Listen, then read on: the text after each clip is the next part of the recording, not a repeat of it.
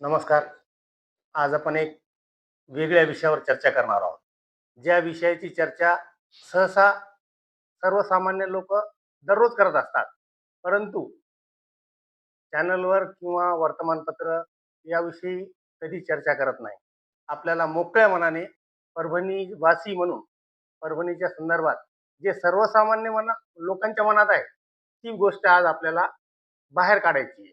आणि त्या संदर्भात आपल्यासाठी जी माहिती देणार आहे, जे ज्यांना अखंड अनुभव आहे परभणी जिल्ह्याच्या संदर्भातला आणि त्यांची अख्खी पत्रकारिता परभणी जिल्ह्यामध्ये सुरुवातीपासून शेवटपर्यंत गेलेली आहे आणि खडा ना खडा माहिती ज्यांना माहिती आहे, असे ज्येष्ठ पत्रकार आबा शिंदे आपल्यासोबत आहेत.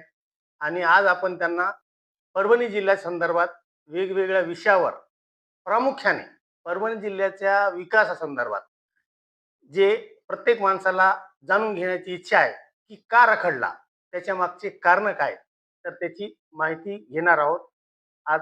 तर मी आबा शिंदे यांना विनंती करतो, परभणी जिल्ह्याच्या लोकांना एक माहिती द्यावी की नेमका अडसर काय आहे जिल्ह्याच्या विकासासाठी. धन्यवाद मुजीब सर. सर्वप्रथम तुम्ही तुमच्या चॅनलवर चर्चेसाठी मला निमंत्रित केलं, याच्याबद्दल मी तुमचा आभारी आहे. तुमची टीम, तुमचे दर्शक आणि व्यक्तिशः तुमचा आभारी आहे. गंमत अशी बघा की परभणी जिल्ह्याची निर्मिती ही 1853 झाली, ज्यावेळेस निजाम राजवट होती. आणि या निजाम राजवटीमध्ये त्यावेळेस निजामच्या असेंब्लीमध्ये या परभणीच्या हिंगोलीचा संयुक्त जो जिल्हा होता, तिथे 8 आमदार होते. या 8 पैकी 5 आमदार हे ब्राह्मण समाजाचे होते. आणि म्हणून त्यावेळेसची जी प्रभावची नगरी या नगरीचं नाव होतं. त्याची संस्कृती, साहित्यिक ही चळवळ जोपासण्याचं काम त्यावेळच्या त्या आमच्या जिल्ह्याच्या नेतृत्वाने केलेलं होतं. कालांतरानं शेतकरी कामगार पक्षाचा उदय झाला. अण्णासाहेब गव्हाणे, शेषराव देशमुख यांच्या रूपानं हे नेतृत्व पुढे आलं. आणि मग ही ब्राह्मणांची सत्ता थोडीशी मागे पडली. आणि मग त्यांच्या लक्षात आलं की आता इथून पुढे ब्राह्मणांची सत्ता परभणीवर येणे नाही.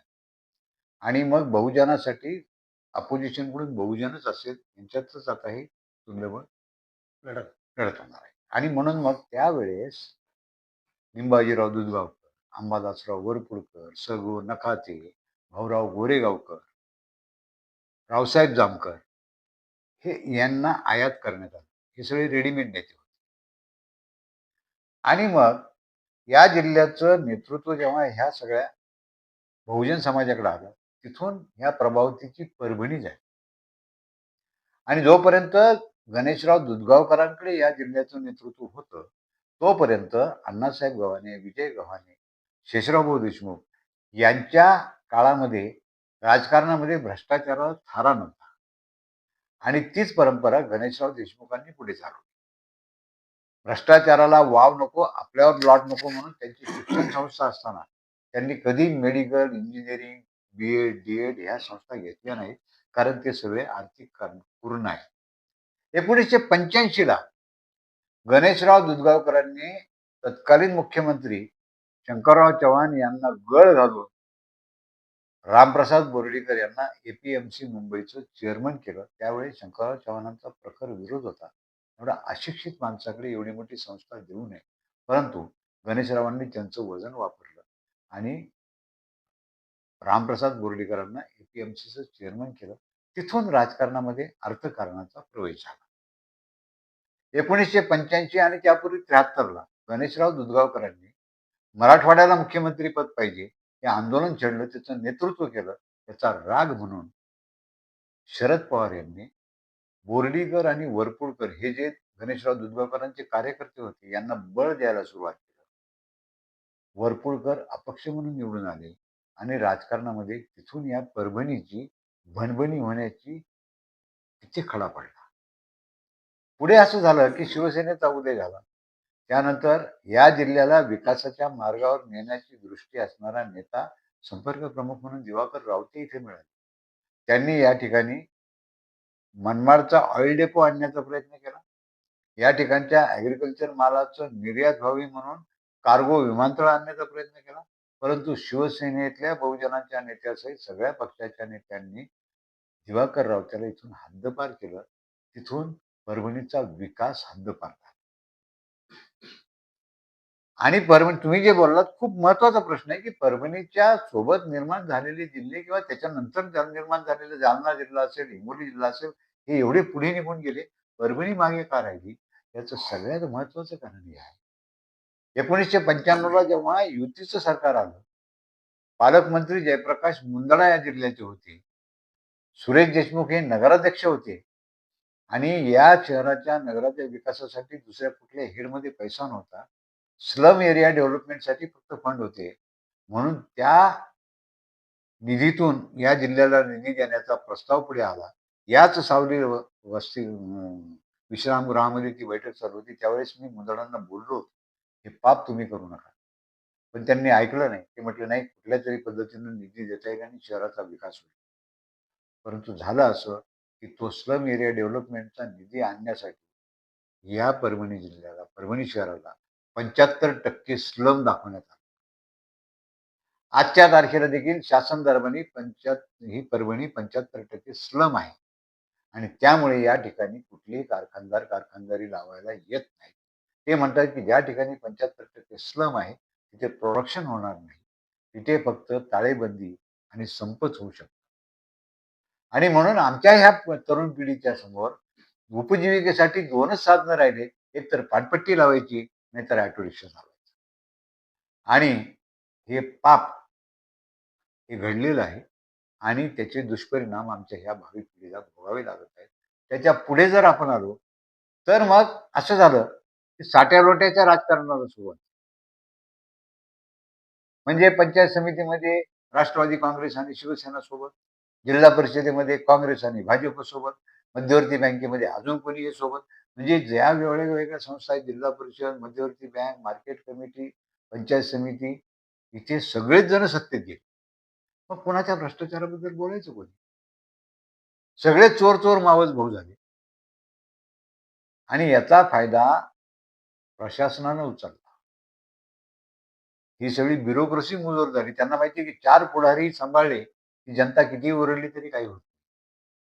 म्हणजे संधू सारखे कलेक्टर परभणीला जेव्हा त्याची नेमणूक झाली, नकाशात परभणी शोधत होते आणि मला परभणीला जायचं नाही म्हणत होते. ते संधू इथे आल्यानंतर 10 वर्ष इथे राहिले.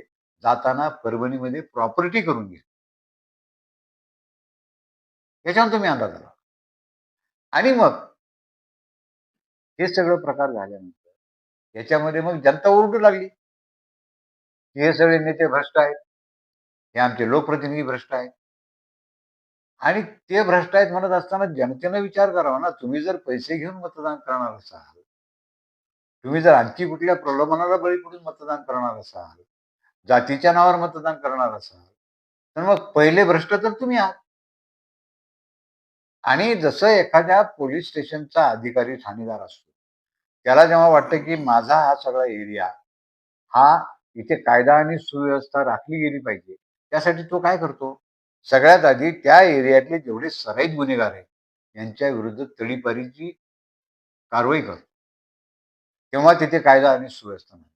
तसंच या परभणीच्या इथे जर तुम्हाला परभणीचं भलं करायचं असेल, ही भणभणीची परभणी करायची असेल, तर हे जेवढे सराईत भ्रष्टाचारी राजकारणी आहेत, यांना जोपर्यंत जनता या संसदीय राजकारणातून तडीपार करत नाही, तोपर्यंत परभणीकरांच्या नशिबी काही चांगल्या गोष्टी येऊ शकत नाही. आणि जर हे तुम्ही करणार नसाल, पुन्हा पुन्हा आमिषाला बळी करून त्याच लोकांना निवडून देणार असाल, तर मग तुमच्या नशिबी करंट पण सटवायला दिलेलंच आहे. दोष सटवायला का बरं? तुम्ही जर आमिषाला बळी पडून मतदान करत असाल आणि त्याच भ्रष्टाचारी लोकांना निवडून देणार असाल, मला सांगा तुम्ही, अहो या जिल्ह्याला नागवं करण्याचं काम केलं शेजारच्या जिल्ह्यात.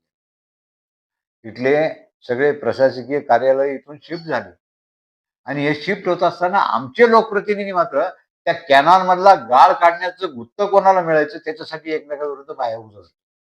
नुसत्या बायाच नाही, प्रसंगी पिस्तूल उगारलेले.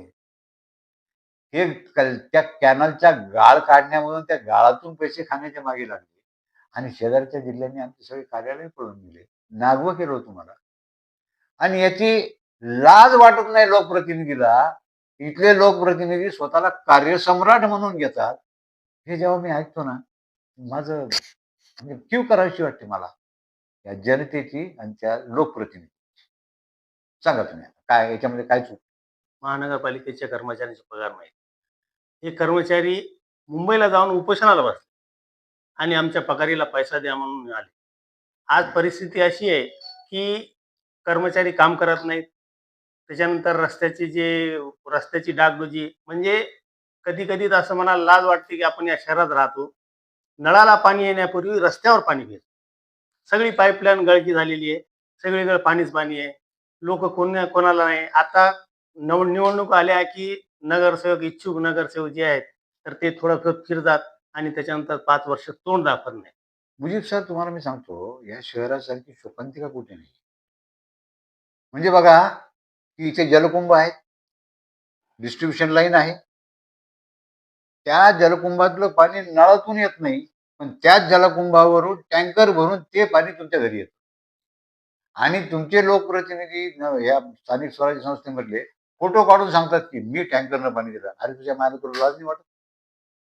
ते टाकीतलं पाणी नळातून येत नाही आणि तू टँकरनं आणून दिलं तर मोठेपणा होतो. आणि गंमत अशी बघा, तुम्हाला सांगतो, की कुठलीही स्थानिक स्वराज्य संस्था जी असते, ही स्थानिक स्वराज्य संस्था ही तिच्या स्वतःच्या उत्पन्नावर चालत असते. उत्पन्नाचे स्रोत वाढवायला लागतात. तुम्हाला जर एखादी अडचण आहे, अडचणीच्या वेळेस तुम्ही कोणाकडून, नातेवाईकाकडून कर्ज घेऊन ती अडचण भागवू शकता. पण तुमचं घर संसार चालवायसाठी लोकांकडून पैसे उसने घेऊन कधी होत नाही. तीच अवस्था या महानगरपालिकेची आहे. मी जसं सांगितलं, की इथे उत्पन्नाचे स्रोतच नाही. इथला इंडस्ट्रियल एरिया ग्रो होऊ शकत नाही. इथे येऊ घातलेला ऑइल डेपो हाकलून लावला. इथे येणारं कार्गो विमानतळ इथून उत्तर प्रदेशमध्ये गेलं. मग ह्या लोकप्रतिनिधींना ती दृष्टीच नाहीये. अहो, या जिल्ह्याला काही कमी परंपरा आहे का? विजय गव्हाणे जे आमदार, विधानसभेचे सदस्य होते, आजही त्यांच्या विधान भवनातल्या भाषणाचे पुस्तकं त्या विधान भवनाच्या लायब्ररीमध्ये नवीन आमदार जाऊन अभ्यास करतात. इतका प्रचंड त्या माणसाला व्हिजन होतं. आणि हा जिल्ह्याला आंदोलनाची भूमी म्हणून याला जे तर पार्श्वभूमी आहे. हे विद्यापीठ, कृषी विद्यापीठ इथे आम्ही आंदोलनातून आणलेलं आहे. युक्रांतसारख्या माध्यमातून हे सगळे कार्यकर्ते घडलेले आहेत. सुरेश वरपुडकर काय असतील, विजय गव्हाणे काय असतील, प्रताप बांगर काय असतील. परंतु आता आंदोलन हे फोटो काढण्यापुरते राहिले. पत्रकारांनी आले, फोटो काढले की आंदोलन संपलं. आणि कैसा होगा है मुजीबभाई, ये पूरे प्रशासन और लोकप्रतिनिधी सब चोर चोर मावस भाऊ सगळे मिळून जनतेला खाऊ. जोपर्यंत जनता शून्य होणार नाही, आणि मी जसं म्हटलं, की या भ्रष्टाचारी सराईत राजकारण्यांना या संसदीय राजकारणातून हद्दपार करणार नाही, तडीपार करणार, नवीन लोकांना, प्रामाणिक लोकांना संधी देणार नाही, तोपर्यंत या परभणीचं भाग्य बदलू शकत नाही. त्यांनी पत्रकारांपाशी ही खंत बोलून दाखवली. मला म्हणायचे, पत्रकारांची भूमिका ही विसल ब्लोअरची भूमिका आहे. जागते रहो बोलणे की हमारी भूमिका आहे. कोणता पत्रकार किंवा कुठली वृत्तवाहिनी, कुठलं वृत्तपत्र या विसल ब्लोअरच्या भूमिकेला जागलं? कुणीतरी जागलं का? अरे ते होऊन गेले पत्रकार इथे. ते डी.टी. शिंदे सारखा पत्रकार होऊन गेला, ज्याची दहशत होती. या परभणीमधलं सेक्स स्कॅन्डल त्यानं उघडकीस आणलं होतं. ती विसल ब्लोअरची भूमिका सगळी विसरून गेली. आणि या भूमीला जे मी सांगितलं तुम्हाला, की आंदोलनाची भूमी म्हणून होती, तो इतिहास आहे. ते वर्तमानात कुठेच दिसत नाही. आणि म्हणून जसं त्या कलेक्टर महोदयांनी बोलून दाखवलं, तसाच एक प्रसंग तुम्हाला सांगतो. आपल्या इथे मैथिली झा म्हणून पोलीस अधीक्षक होत्या. आल्यानंतर खूप जोशात आल्या. मला बोलवलं आणि जवळ आम्ही 2 तास चर्चा केली. मुझे ये करना है, वो करना है, ये सब पूरा सेक्सुअल एक्सप्लॉयटेशन, अमका-टमका, हे ते. आणि ही सगळी अवैध प्रवासी वाहतूक थांबवायची आहे. मी म्हटलं, मॅडम तुम्ही हे काही करू शकत नाही. ह्याचा कैसा नाही होऊ शकत. आणि मग त्यांनी ते बल्लाळ नावाचे अधिकारी त्याच्यावर नेमले आणि त्या अवैध प्रवासी वाहतुकीवर कारवाई करायला सुरुवात केली. त्या मॅडमचा ड्रायव्हरच त्या एरियातल्या लोकांना फोन करून सांगायचा, मॅडम माझी इथे राहणार. ही तिकडची प्रवासी वाहतूक बंद. आणि कारवाई करताना ज्यांच्याकडून हप्ते मिळू शकत नाही, पत्रकार, पोलीस, राजकारणी, त्यांच्याकडून त्यांनी दंड लावला. आणि मग मला 1 महिन्याने मॅडमनी बोलवलं, देखो आबाजी, इतना हमने फाइन वसूल किया. मैंने, मैडम ये फाइन क्या वसूल किया? ये जिनसे हफ्ते नहीं मिलते इनकी फाइन है. ज्यांचे हप्ते मिळतील घेऊन तिथं चालू आहे. शेवटी जाताना मैथिली झा मॅडमने कबूल केलं की नाही, हा जिल्हा सुधरू शकत नाही, आणि त्यांनी स्वतःची बदली करून घेण्यासाठी प्रयत्न केले आणि त्या एकदाच्या बदली करून गेल्या. असा हा जिल्हा, हे लोकप्रतिनिधी. आणि तुम्ही जे बोललात ना की लोक सहनशील का राहिले, तर कारण आहे, ते संघर्षशील लोक आहेत. ते लोक इथून बाहेर निघून गेले, आणि जे लोक आहेत त्यांना नाईलाजानं सहन केल्याशिवाय काही पर्याय नाही.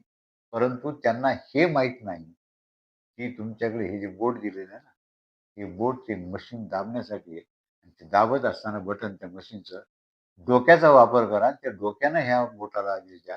हे त्या बोटाला डोक्यानं आदेश देत नाहीत ना. ही तर खरी खंत आहे. ज्या दिवशी हे घडेल ना, हे सगळे चोट्टे यांना पळता होईल थोडी होईल.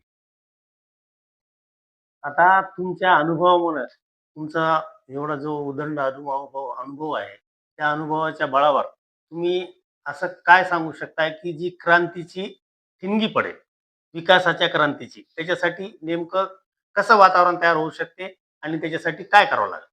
बदल व्हायला काय लागतो? अहो मला सांगा, एवढी इंदिरा गांधींची सत्ता होती. कोणीच म्हणत होतं इंदिरा गांधी कोणी हरू शकत नाही. इंदिरा गांधीची सत्ता गेली.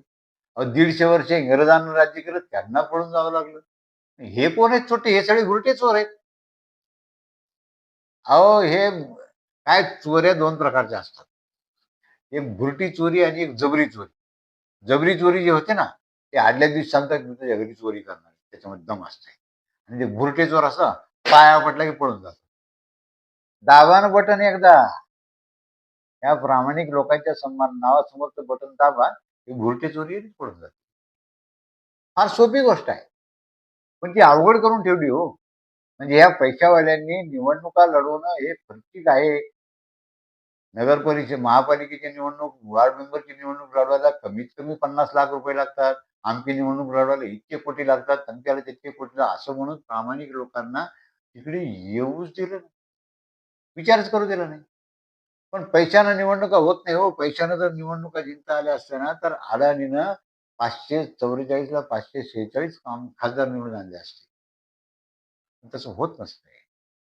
त्यामुळे जे लोक घरी बसून चर्चा करतात आणि सुधारलं पाहिजे म्हणतात, त्यांनी समोर आलं पाहिजे. निवडणुकीच्या रिंगणात उतरलं पाहिजे. आणि त्यांच्या पाठीशी सर्वसामान्य जनतेने उभं राहिलं पाहिजे. हे भुरटे चोरी पळून जाते. आणि परभणीचा विकास व्हायला काहीच उशीर लागत नाही. ही फार मोठी गोष्ट नाही. पण हे घडलं